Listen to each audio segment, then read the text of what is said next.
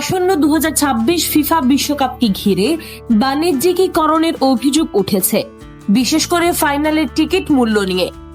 একটি টিকিটের দাম উঠেছে প্রায় 23 লাখ মার্কিন ডলার, যা বাংলাদেশি মুদ্রায় প্রায় 28 কোটি টাকা। যুক্তরাষ্ট্রের ম্যাটলাইফ স্টেডিয়ামে অনুষ্ঠিতব্য ফাইনালের জন্য ফিফার অনুমোদিত রিসেল প্ল্যাটফর্মে এই দামে টিকিট বিক্রির প্রস্তাব রাখা হয়েছে। তুলনামূলক কম দামের টিকিটের জন্য গুনতে হচ্ছে প্রায় 13 লাখ টাকা। প্রতিটি টিকিট লেনদেনে ফিফা ক্রেতা ও বিক্রেতার কাছ থেকে 15% করে মোট 30% কমিশন নিচ্ছে। এতে সংস্থাটির বড় অঙ্কের আয় হচ্ছে। শুধু টিকিট নয়, ভ্রমণ ও আবাসন খরচও বেড়েছে কয়েক গুণ। হোটেল ভাড়া $157 থেকে বেড়ে প্রায় $3,882 পৌঁছেছে। স্টেডিয়াম পার্কিং, ফ্যান জোন প্রবেশ এবং ট্রেন ভাড়াও উল্লেখযোগ্যভাবে বেড়েছে। এই পরিস্থিতিতে সমালোচনা বাড়ছে।